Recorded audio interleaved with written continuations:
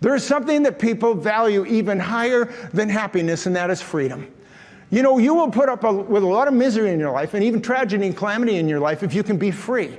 If I can just be free. It's like William Wallace lying on that table as they were flaying him alive. What did he shout? Freedom!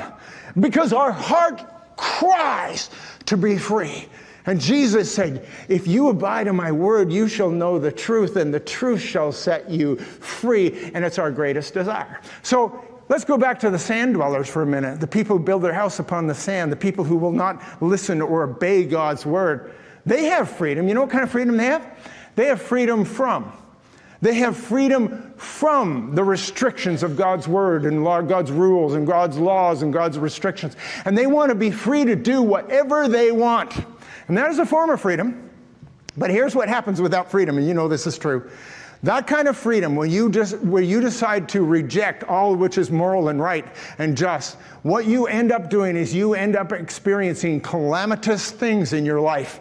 There are consequences for living like that. You disobey God's laws, and the world, the universe conspires against you. And when I look at the people who are freedom from, the people who are anarchistic in the way they live, they're in more bondage than anybody else I know. And they're bound by depression and discouragement and drugs and habits and addictions.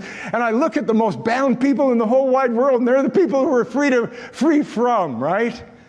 And then we look at the other side of it, and we say, well, what is it about the rock dwellers? What do they know that the sand dwellers don't know?